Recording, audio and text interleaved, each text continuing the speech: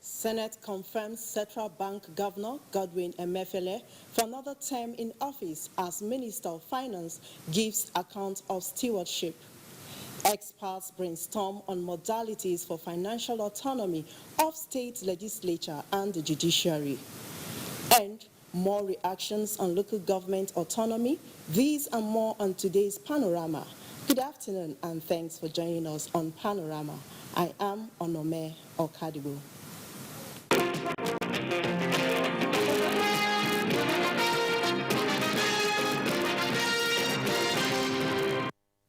The Senate has confirmed the reappointment of Godwin Emefiele as Governor of the Central Bank of Nigeria. National Assembly correspondent Ignatius Nkwo reports that Emefiele is to serve for another term of 5 years. Has been clamoring for financial autonomy for both legislature and judiciary to enhance efficiency and service delivery in lawmaking and quick dispensation of justice by both arms of government for the benefit of citizens. The two-day retreat is setting in motion a roadmap towards implementation of the initiative, with the committee having the whole essence of constitutional alteration effort by national. On Thursday, 9th of May 2019, Senate received executive communication requesting the confirmation of the renewal of Godwin Emefiele's appointment as Governor of the Central Bank of Nigeria. 5 days after, Senate referred the request to its Committee on Banking for screening. A day after the referral, Godwin Emefiele was screened and the report of the exercise was presented at plenary and considered. Chairman of the committee, Rafiu Adebayo, presented the report, which described the central bank governor as an experienced financial expert who performed his first term creditably. The nominee has more than 32 years of banking experience with outstanding performance in all positions he occupied. That the nominee understands the diverse economic nature of the country, he is qualified for the position of the governor of the central bank for another term in which he has been nominated by Mr. President. On behalf of the Senate, let me congratulate the Governor of the Central Bank, Mr. Godwin Emefiele, on the renewal of his appointment. We wish him a useful 5 years and we'll use the opportunity to continue to provide support to ensure that the economy of our country continues to improve and address the most important area of ensuring the macroeconomic stability. Godwin Emefiele is the 4th governor of the Central Bank of Nigeria from 1999 and the only CBN governor to be reappointed for a second term within. Also at Thursday's plenary, Senate considered and approved the report of its committee on promissory note program and bond issuance to settle inherited debts and contractual obligations to states, which also recommended that Bauchi State be reimbursed 14.6 billion naira. Senate leader Ahmed Lawan advised the Senate. It will behoove the Senate to also pass and approve for Kogi State. Senate has passed the 2018 budget of the Nigerian Communications Commission of 218.7 billion naira as presented by the chairman, Senate Committee on Communication, Senator Gilbert Nnaji. That of the Universal Service Provision Fund of 15.1 billion was also passed. From the National Assembly, Ignatius Nkwo, NTA News. President Muhammadu Buhari has set up a committee tasked with the responsibility of ensuring that the financial autonomy of the state legislature and judiciary is implemented. Now, we sincerely apologize for skipping Enugu like that. Now, a committee tasked with the responsibility of ensuring that the financial autonomy of the state legislature and judiciary is implemented in the 36 states of the Federation has been set up. The committee set up by President Muhammadu Buhari held a 2-day retreat to officially kickstart its assignment. Abdul Karim Muhammad Zirmi has the report. Nigeria has been clamoring for financial autonomy for both legislature and judiciary, to enhance efficiency and service delivery in lawmaking and quick dispensation of justice by both arms of government for the benefit of citizens. The two-day retreat is setting in motion a roadmap towards implementation of the initiative, with the committee having been inaugurated. The whole essence of constitutional alteration effort by the National Assembly has always been to strengthen the institutions of democracy, promote good governance, and hasten national development. Any amount standing to the credit of the judiciary in the consolidated revenue fund of the Federation shall be paid directly to the National Judicial Council for disbursement to heads of courts established for the Federation and the state under Section 6 of this Constitution.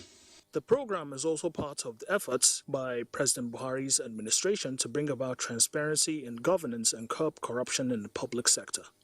Unfortunately, only a few clauses of what National Assembly passed were assented to by the President. But this is very critical in terms of strengthening our democracy, that the legislature is able to function as an independent arm of government, able to moderate the excesses of the executive, particularly at the state level, where the development of the government and the transparency of government is very, very limited.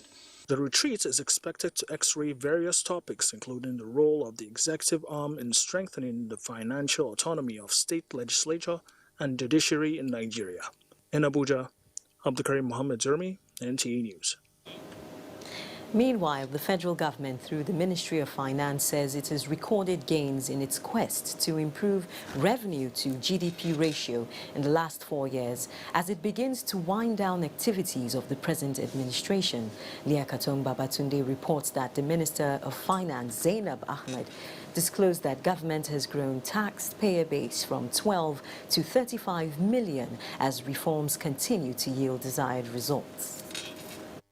It is countdown to the end of an era, and the Federal Ministry of Finance, along with the agencies that are accountable to her and the Nigerian people, have been given a breakdown of steps they have taken in the last 4 years and how they had steered the affairs of the economy also in the last 4 years. Now the Minister of Finance, Zainab Ahmed, is telling Nigerians that revenue indeed has been a source of concern for the Nigerian government. Now this is because at the inception of this administration, all prices were not at a favorable position.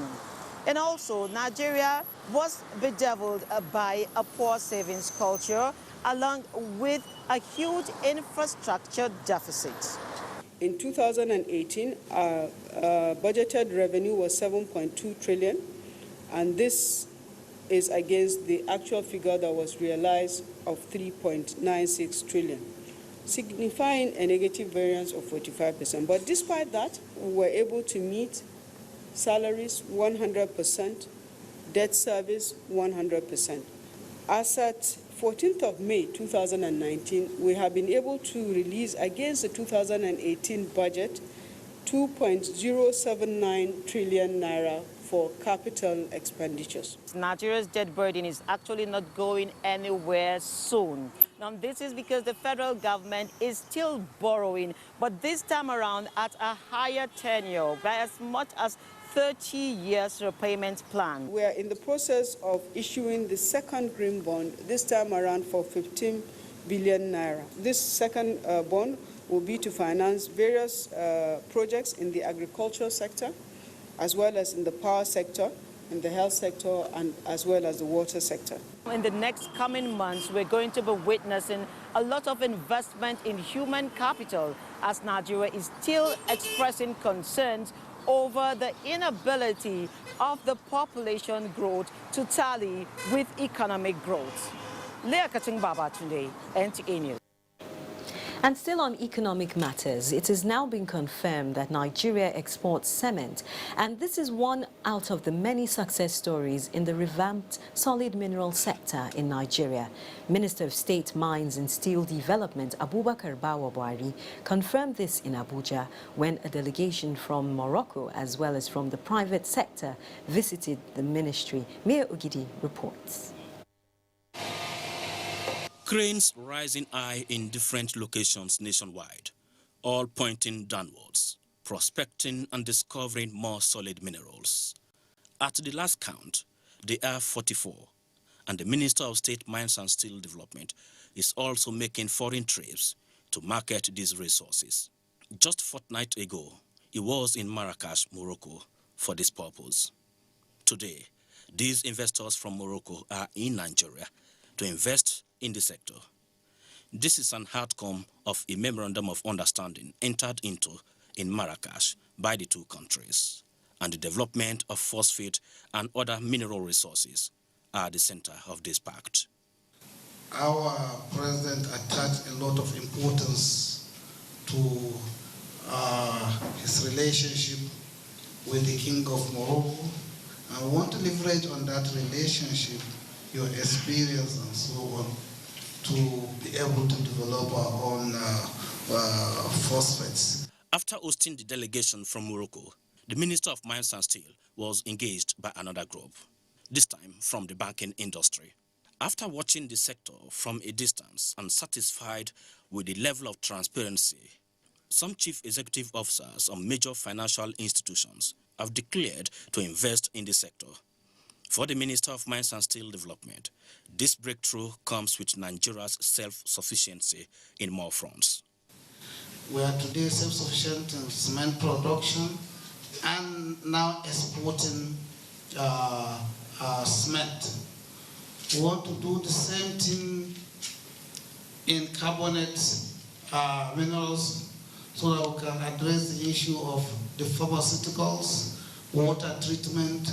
The Executive Secretary of the Solid Minerals Development Fund, Fatima Shinkrafi, more funding from the private sector will open more frontiers in the industry.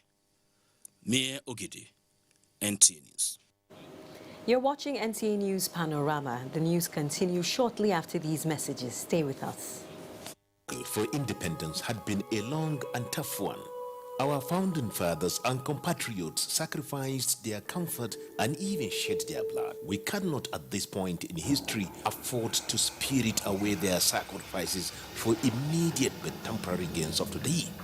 Let us emphasize what unites and not what divides us. Working for the unity of purpose with a stronger vision for a better tomorrow. NTA, growing with the nation. Together, no matter where you come from, no matter your religion, we are one. Let's live together. Let's stop fighting each other. Let us live as one. It doesn't matter where you come from, your tribe or religion, man, woman or child. It doesn't matter who you are. Put Nigeria first. No matter where you come from, no matter your religion, we are one. Let's live together. How can we develop when we're always in crisis? Families have become refugees in their country. No matter our differences, show some understanding. No matter where you come from, no matter your religion, we are one. Let's live together. Nigeria, the only country we can train with remarkable potentials to excel. Let us believe in ourselves and change our attitude for the sake of our country and generations unborn. Let us revive our cultural values, which are our essence as a nation. Let us renew the spirit of patriotism and hope in our dear country. Do not take or give bribe. Be punctual always. No more African time. We can't expect to be global citizens and operate on African time. Join the queue. Insist that people are attended to on a first-come basis, no matter who they are or where they come from. Nigeria, good people, great nation.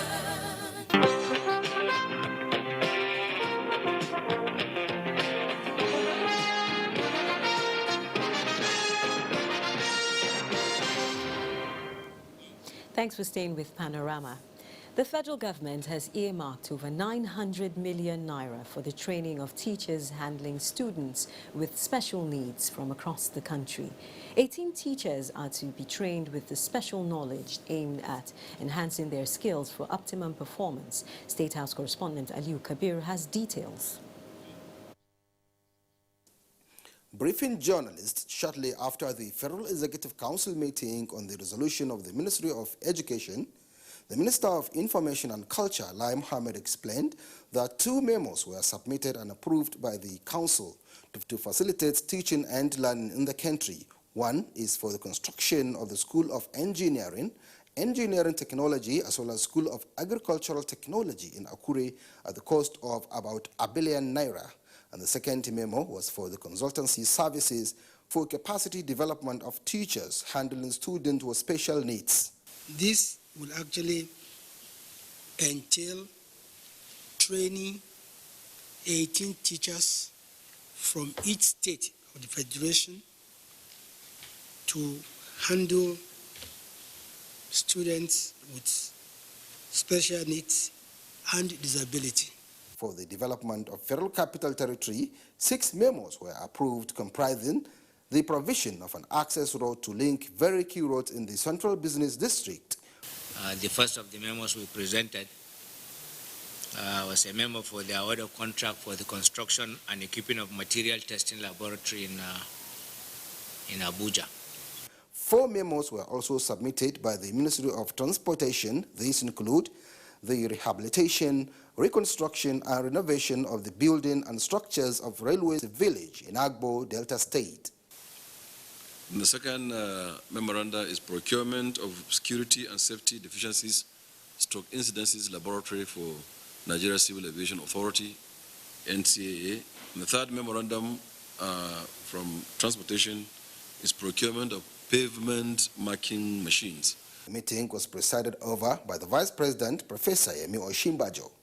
From the State House, Aliu Kabir, NTA News. Now, for the African continent to achieve sustainable development goals in 2030, experts are advocating the need for efforts at fighting corruption in the continent. Abdullahi Musa Suleja reports that this is a fallout of the Transparency International policy paper presentation on land and education corruption in Africa. Instances abound in West Africa, where forgeries, seeking a bribe for admission into institutions, clothing of land documents, allocating land without following due process, land grabbing, sex for marks in higher institutions, and discrimination against women, among others, are serious corrupt cases impeding development. A Transparency International survey expressed concern over the endemic problem and how the vices can destroy the society. Executive Director, Civil Society Legislative Advocacy Center, CISLAC, who is also the Nigerian Chairman, Transparency International, Awal Musa Sanjani, is hopeful that the coming together of participatory countries will develop ideas that can ensure land and education management in the continent better. The issue of corruption and lack of accountability can be tackled only in coalition and through networks. This is why regional and international collaboration is so important. Other speakers are unanimous that it is faulty for individuals to leave the fight against corruption in the hands of government alone. It is political suicide for any administration to actually come out and fight corruption. And that, for me, is one of the reasons why I continue to applaud this administration for taking that bold step to say we will fight corruption. We cannot talk about the achievement of those SDGs if the issue of governance is not addressed, specifically the issue of corruption. Emphasis was also paid on blowing whistle on any corrupt practice. Abdullahi Musa Suleja, NTA News. Now for a quick look at the weather prospects.